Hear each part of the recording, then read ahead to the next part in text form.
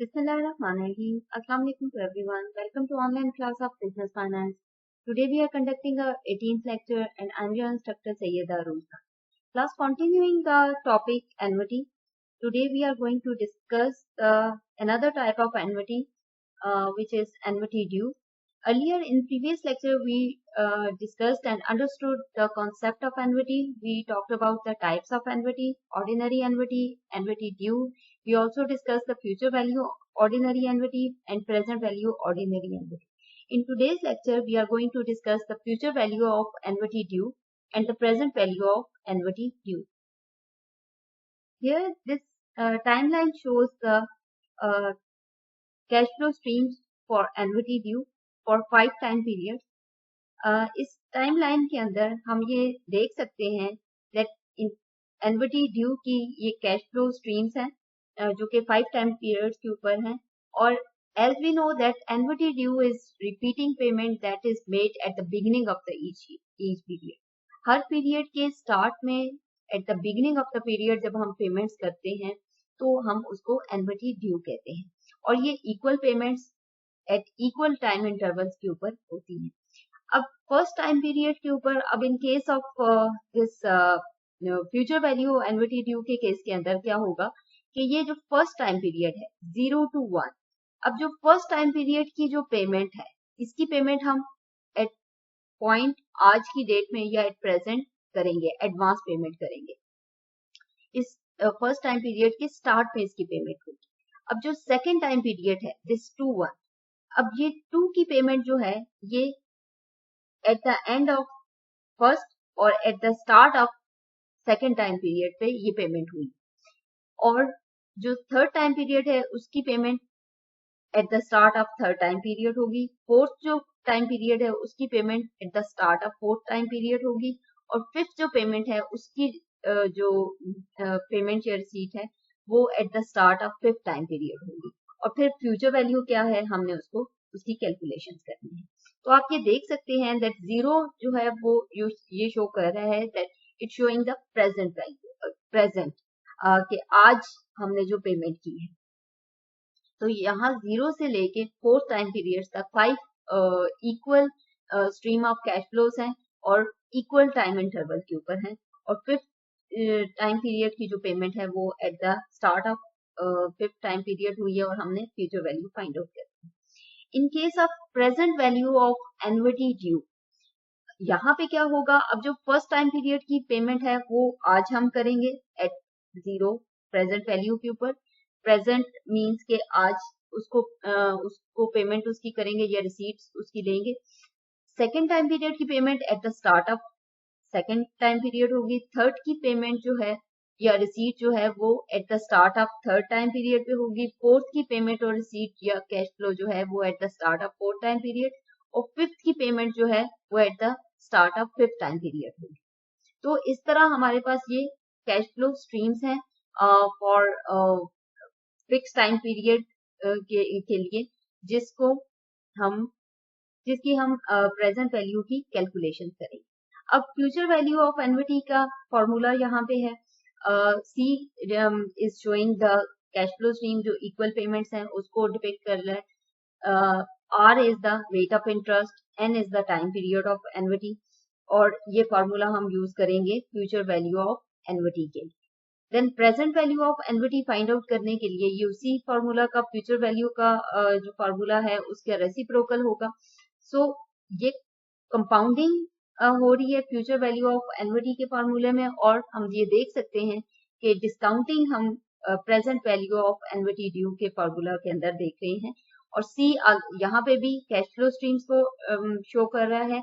Are is the rate of interest, N is the time period for annuity due. Algebraically इस same formula है ये जिसको मैंने आपके लिए सेपरेटली थोड़ा क्लियर फॉर्म के अंदर लिखा है ताकि आपको इसकी अंडरस्टैंडिंग हो। यहाँ पे C is the cash flow streams,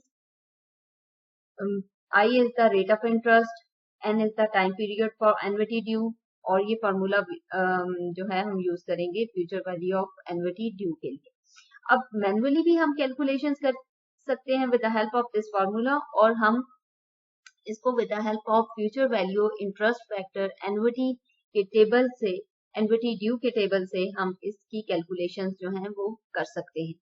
और टेबल से हम कैलकुलेशन इस तरह करेंगे कि जो रेट ऑफ रिटर्न या इंटरेस्ट रेट होगा उस रेट के अगेंस्ट और कितने टाइम पीरियड के लिए हमें वो रेट मिल रहा है जिसके ऊपर हमें equal stream of cash flows मिल रहे हैं, वो टाइम पीरियड ऑफ एन्युटी और रेट ऑफ इंटरेस्ट रेट को हम देखेंगे कि interest rate at 7% at correspondingly जो 3 टाइम पीरियड्स के अंदर जो वैल्यू है वो हम वैल्यू यहाँ से पिक करेंगे और फार्मूला के अंदर एंटर करेंगे।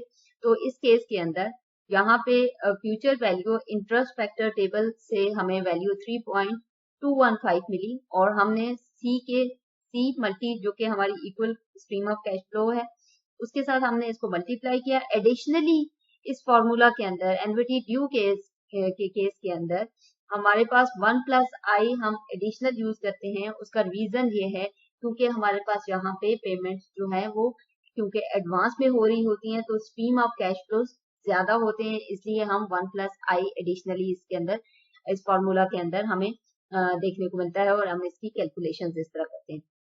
तो annuity future value of annuity due के केस के अंदर जहाँ पे हमारे पास 3 टाइम पीरियड्स हैं और 3 स्ट्रीम ऑफ कैश फ्लोज हैं और 7% इंटरेस्ट है और 1000 हमें जो रिसीट या पेमेंट है वो हमें मिल रही है, तो हमें $3,440 जो है वो हमें फ्यूचर वैल्यू होगी हमारी इस स्ट्रीम ऑफ कैश फ्लोज की। नेक्स्ट जो है वो हमारे पास हमने कैलकुलेशन करनी है present value of annuity due. अब present value of annuity due को यहाँ पे हमने इस टाइमलाइन के ऊपर इसका फॉर्मूला देखा था, C1 minus 1 over 1 plus R raise to the power n divided by whole R. इस पूरा जो इंटरेस्ट फैक्टर है इसको हमने r के साथ डिवाइड किया और एडिशनली हम 1 प्लस आई या 1 प्लस आर की फॉर्मूला के अंदर वैल्यू एंटर करते हैं। सेम फॉर्मूला आप एल्जेब्रिकली हम इसको क्लियर फॉर्म के अंदर लिखें तो c multiply by 1 minus 1 over 1 plus I raise to the power n divided by whole I. इस पूरे जो वैल्यू है, ये जो पूरी वैल्यू है इसको हम डिवाइड करेंगे आई के साथ, रेट ऑफ इंटरेस्ट के साथ, मल्टीप्लाई 1 प्लस आई।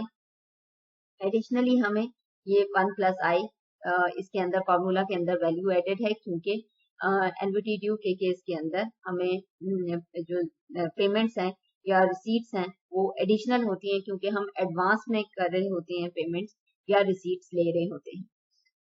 सेम फॉर्मूला को हम मैनुअली भी सॉल्व कर सकते हैं और इसको हम present value interest factor annuity के टेबल से भी इसकी कैलकुलेशंस कर सकते हैं। अगर हम टेबल से कैलकुलेट करेंगे तो अगेन हम 7% के अगेंस्ट जाके और 3 टाइम पीरियड के कोरस्पॉन्डिंगली जो वैल्यू हमें मिलेगी हम उस वैल्यू के साथ इसको जो स्ट्रीम ऑफ कैश फ्लोज है उसको मल्टीप्लाई करेंगे तो 2.624 की वैल्यू है at 7% rate of interest correspondingly 3 time periods के अगेंस्ट और 2.624 की वैल्यू मल्टीप्लाई विद 1000 और additionally 1 plus I in the formula. तो हमारी कैलकुलेशन जो है वो $2,808 की जो वैल्यू है वो हमारी प्रेजेंट वैल्यू है।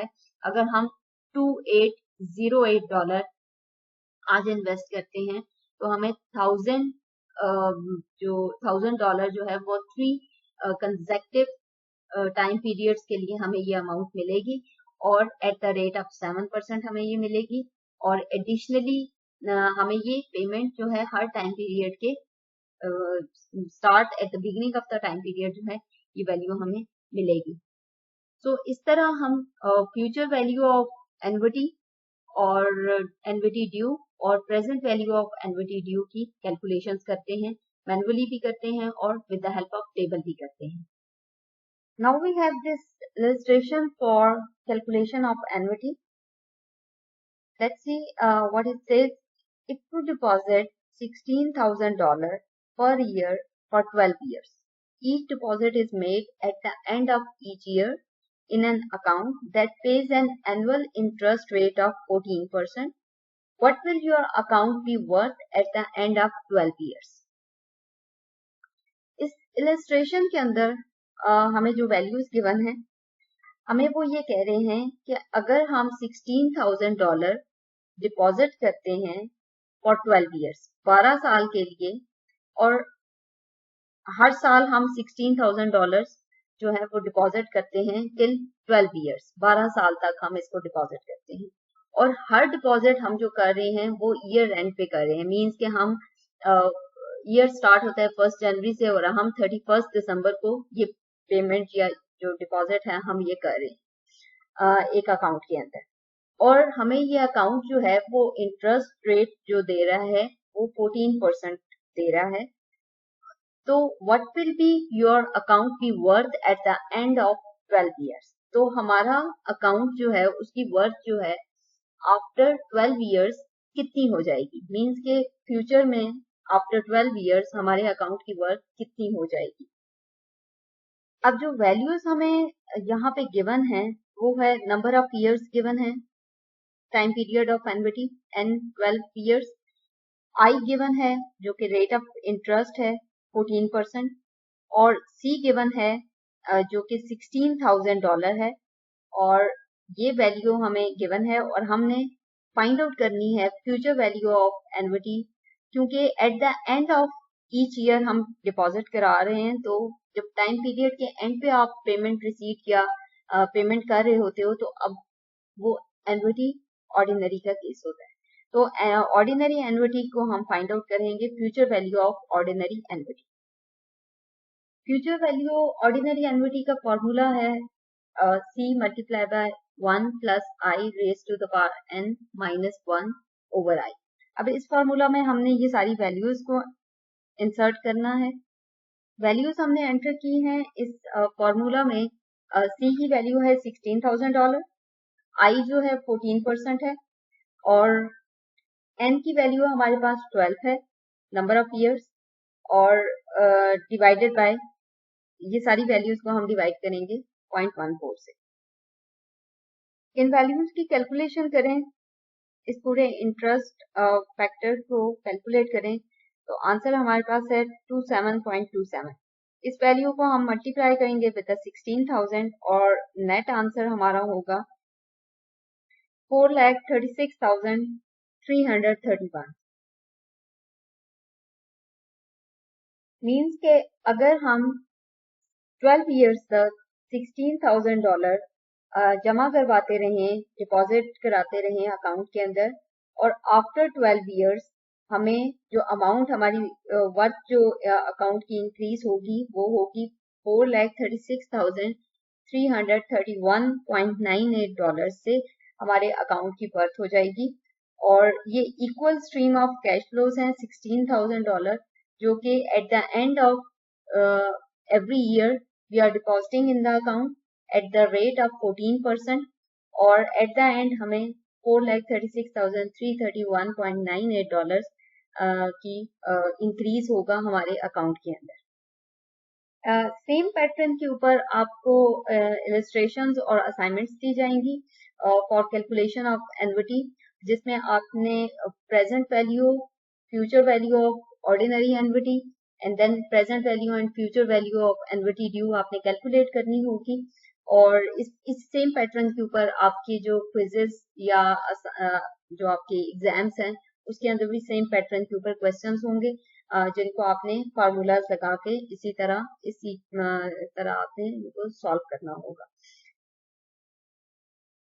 फर्दर ये आपकी कन्वीनियंस के लिए जो फार्मूलाज हमने लास्ट 2 लेक्चर्स के अंदर डिस्कस कर रहे हैं, एन्युटी के formulas, annuity future value of ordinary annuity और future value of annuity due के formula, then present value of ordinary annuity and then present value of annuity due के फार्मूलाज हैं, along with their जो interest factor table के जो formula use होता है along with that formula also।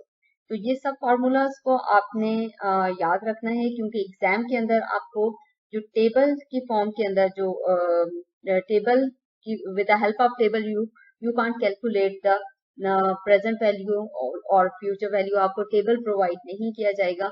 सो आपको ये सारे फार्मूलाज को याद रखना है और इसी के अकॉर्डिंगली आपने मैनुअल कैलकुलेशन करनी है क्विज़ेस के अंदर, और आपकी जो टर्म्स होंगे, जो मिड टर्म्स या फाइनल टर्म्स होंगे, तो आपने इन फार्मूलाज की हेल्प से क्वेश्चंस जो हैं उनको सॉल्व करना है और कैलकुलेट करना है। Regarding this lecture, any question and queries are most welcome. Thank you for listening. Allah Hafiz.